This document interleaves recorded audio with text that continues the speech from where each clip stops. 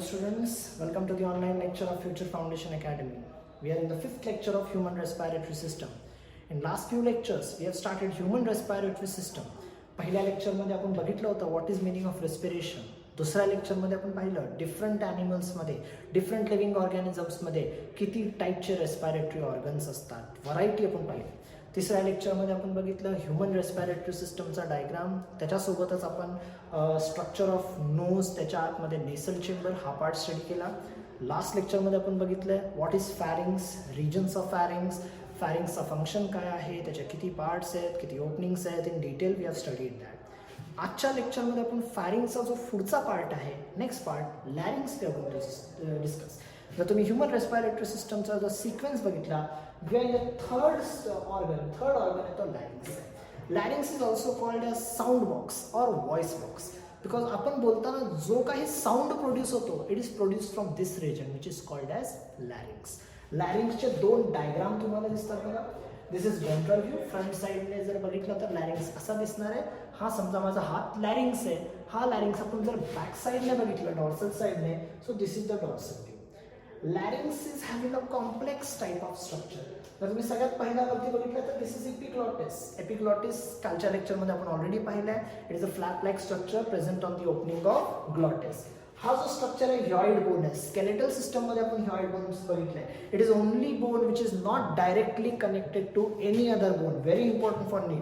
This is hyoid bone. त्याच्या खाली हा जो पार्ट आहे दिस इज लॅरिंग्स. लॅरिंग्स जो असणार आहे त्याच्यामध्ये वेगवेगळे कार्टिलेजेस आहेत. आपण आन्सरमध्ये बघणार आहे.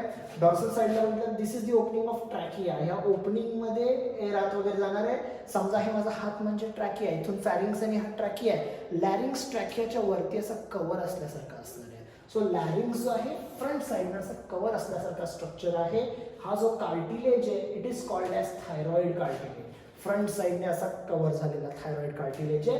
बॅक साईडने त्याचे फक्त अँगल साईडचा व्ह्यू आपल्याला दिसतो. मग त्याच्यामध्ये मसल्स आहेत, cricoid muscles, cricoid cartilage, arytenoid muscles. All these muscles and all these cartilage त्यांचं एकच फंक्शन आहे, प्रोडक्शन ऑफ साऊंड, कॉन्ट्रॅक्शन वगैरे. ज्याच्यामुळे ब्रिदिंग करताना air cavity, air passage dilate करणं, कॉन्ट्रॅक्ट करणं, हे सगळे वेगवेगळे त्याचे फंक्शन्स आहेत. So this is diagram of larynx, ज्याच्यामध्ये वेगवेगळे स्ट्रक्चर दिसतात. सो आपल्या नीट पॉइंट ऑफ व्ह्यू आपल्याला लॅरिंग्स काय लागणार आहे तर बघा, larynx specially in male it is called as Adam's apple or pomum Adami. And the age of puberty त्याचा साईज असतो तो एनलार्ज होतो, या रिजनमध्ये असणार आहे. फिमेलमध्ये तो कॉन्स्टंट राहतो. In male the size of this larynx enlarges at the age of puberty and hence in male it is called as Adam's apple or pomum Adami. Hence during puberty मेलच्या साऊंडचा pitch थोडा deep होतो, pitch change होतो.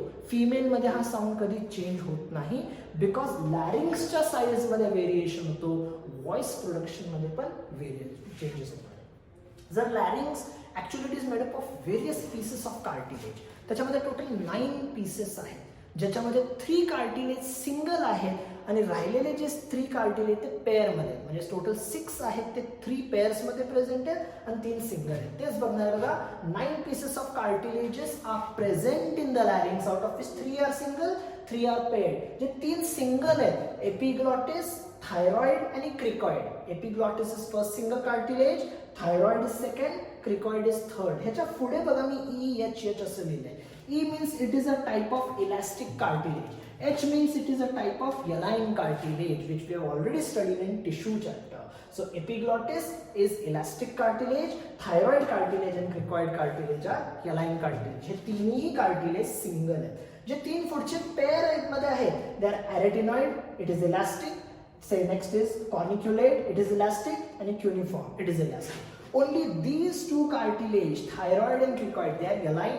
All other are elastic. So there are epiglottis single cartilage, it is elastic in nature.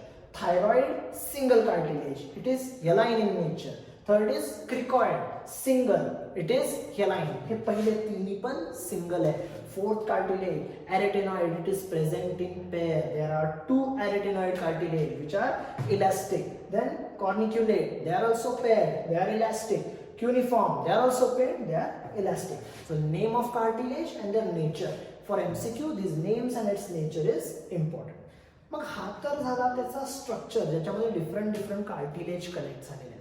आपण असं सांगितलं की larynx is also called a sound box. It is responsible for production of sound. मग हा sound produce कसा होतो?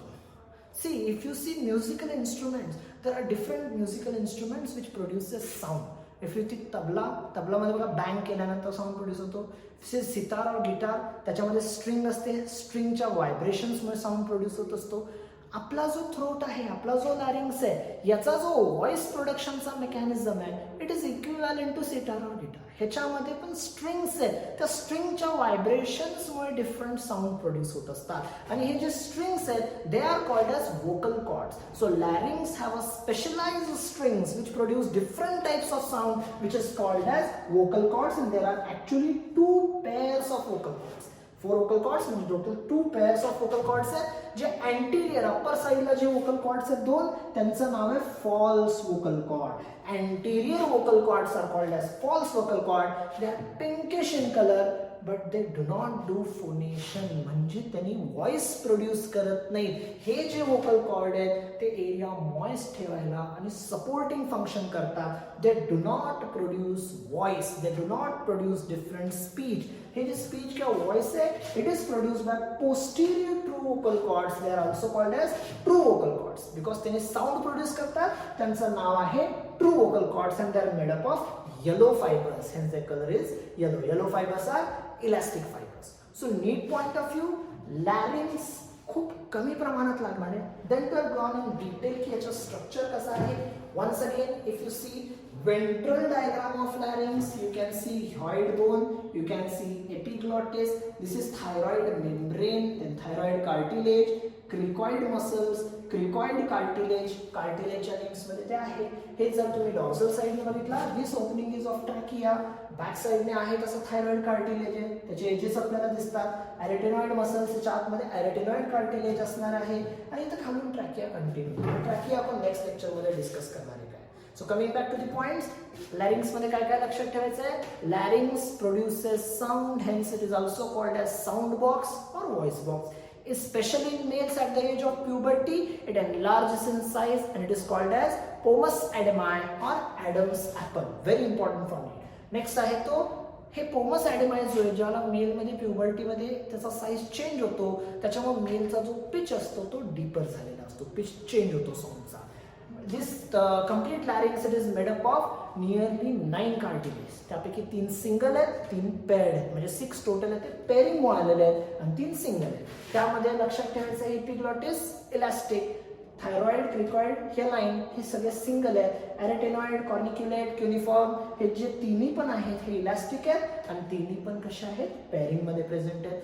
हा जो लॅरिंग्स आहे साऊंड प्रोड्यूस करतो, कशामुळे? Because of strings. These strings are called as vocal cords. आणि वोकल कॉर्ड्स आहेत ते 2 पेअर मध्ये येतात. पहिला आहे तो anterior end ला, they are called as false vocal cord, pink in color. They do not produce sound, hence no phonation असं दिलेलं आहे बघा. And posterior to jet, they are responsible for production of sound. They are called as true vocal cord and they are made up of yellow fibers. In next lecture, we are going to study about trachea and glottis. Okay, stay home, stay safe. Thank you everyone.